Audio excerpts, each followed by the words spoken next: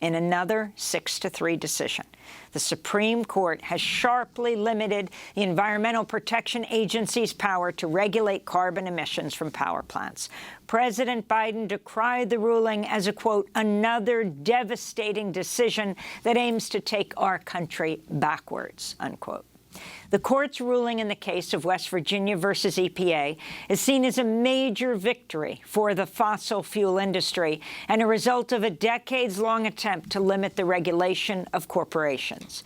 In his majority opinion, Chief Justice John Roberts writes, capping carbon dioxide emissions at a level that'll force a nationwide transition away from the use of coal to generate electricity may be a sensible solution to the crisis of the day.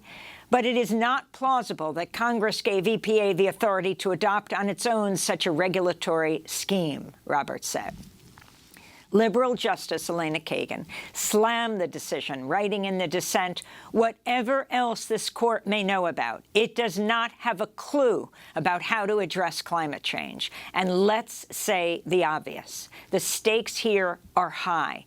Yet the court today prevents congressionally authorized agency action to curb power plants' carbon dioxide emissions.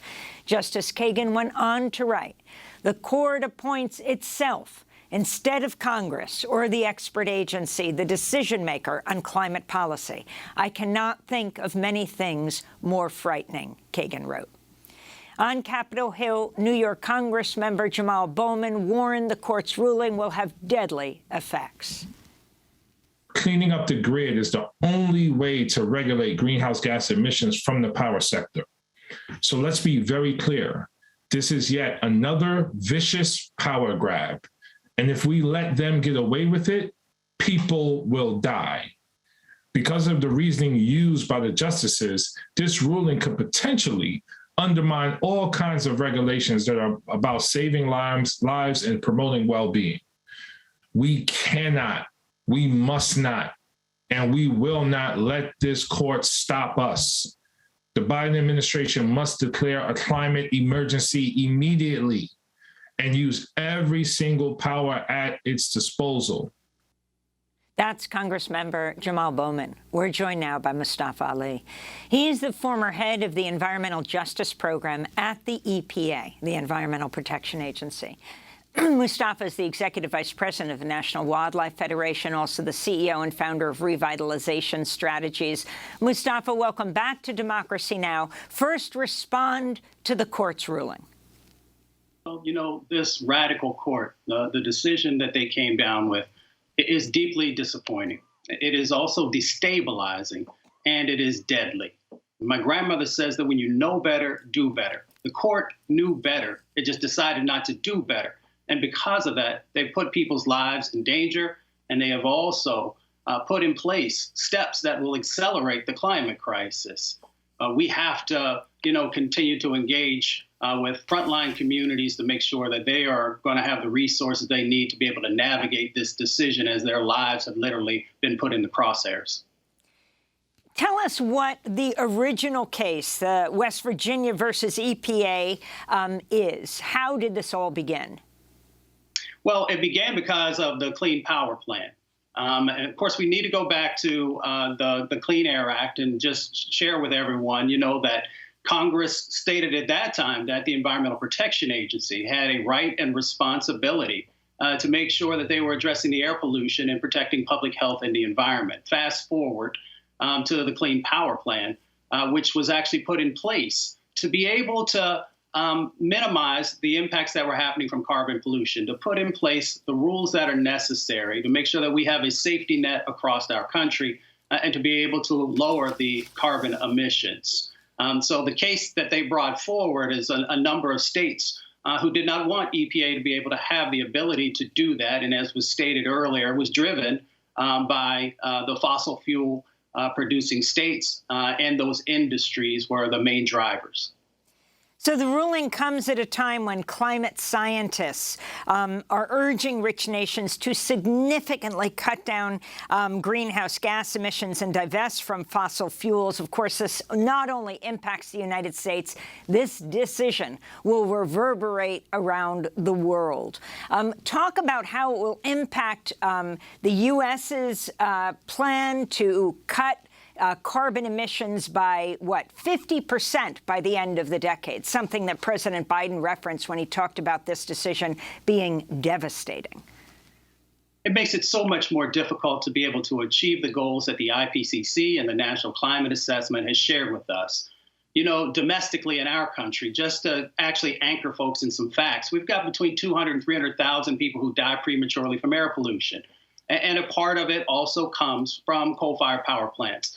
So we know that not only were we trying to make sure that we're lowering the emissions that are coming out of there, the carbon emissions, but you also have sulfuric dioxides, and you have nitrogen oxides and mercury and particulate matter. So when we know that we've also, those things exacerbate asthma. 24 million folks in our country, 7 million kids currently have asthma. So all of this makes it more difficult both to deal with the initial impacts of our most vulnerable communities and also to lower the emissions that are warming up our planet and our oceans. On a global scale, it also puts us in a very precarious situation because folks look to us for guidance and leadership. We know that we have COP coming up at the end of this year. And once again, when we enter into and we begin to the development of these international treaties, folks are looking at our country to see that if we're living up to the words that we're sharing with the rest of the planet.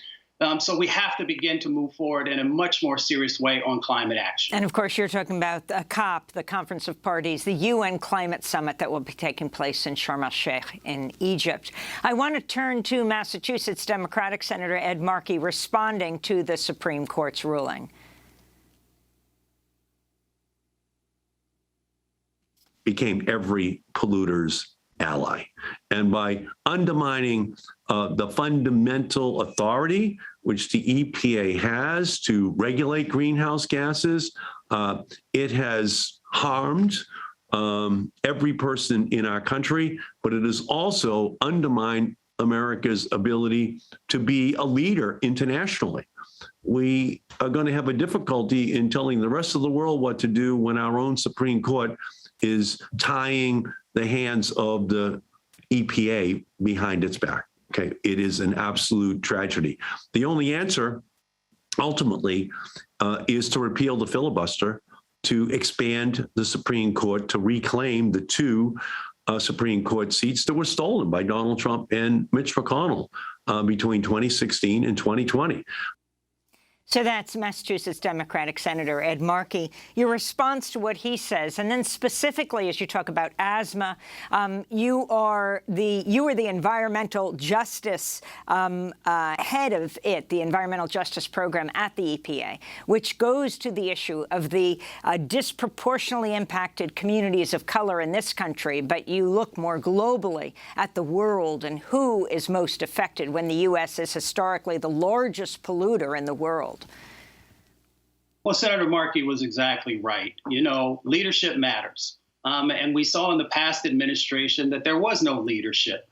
In this administration, President Biden has put forth a number of different initiatives where he's trying to not only get his arms around the climate crisis, but also create opportunities for us to create new jobs and to make sure that we are strengthening communities. When we look in a global context on these sets of impacts that are happening, when we look at the wildfires and the hurricanes and the floods that are not only happening in our country and these extreme heat events, we understand that they disproportionately impact communities of color and lower wealth communities, both in our country and across the planet.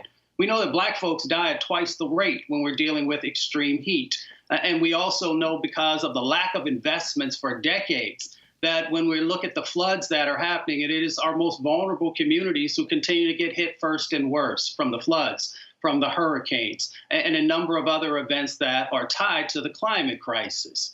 So in this moment, we have the opportunity to not only show leadership, to make sure that $550 billion that the Senate has the opportunity to move forward on that will help us to address the climate crisis, to rebuild communities, and to make sure that we are protecting the lives of everyone in our country. But there will also be ripple effects across the planet, because as we make advances in this country, others will be able to take advantage of those.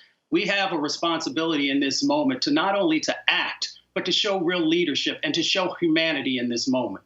So the question is how that happens now with the Supreme Court decision. Also, 14 states have sued the Biden administration to end a pause on new oil and gas leasing on federal lands. Can you put this in the context of the Supreme Court decision? Well, when the Supreme Court sent this decision down, it has actually motivated those whom have not been supporters. And let's be very clear. The majority of the reason that folks are not being supportive in those states is because they're placing profit over people. So we have to raise our voices in this moment. We should be engaging with both our senators and our folks on the House side of the equation. We should be also engaging with folks in the State House to make sure that they know what our expectations are, that we want them to make sure that they are protecting our children and protecting our future and protecting our most vulnerable communities. And then we also have to make sure that folks are also dedicating the resources that other less developed countries will need to also be able to navigate this. All of this is literally at our fingertips. The resources exist, and the resources are there on Capitol Hill to be able to help the president and others to be able to move forward and to address these cases that are coming up through the various states. We want to thank you for being with us, Mustafa Ali, former head of the Environmental Justice Program at the EPA, the Environmental Protection Agency. Mustafa is the Executive Vice President of National Wildlife Federation and head of revitalization strategies. And just to be clear, environmental groups have filed a pair of lawsuits seeking to block the Biden administration from restarting lease sales for oil and gas wells on public lands. Coming up, the Supreme Court's ruled President Biden can end the Trump-era Remain in Mexico program. We'll go to San Antonio, where 53 people seeking refuge died earlier this week in the deadliest human trafficking incident in U.S. history. Stay with us.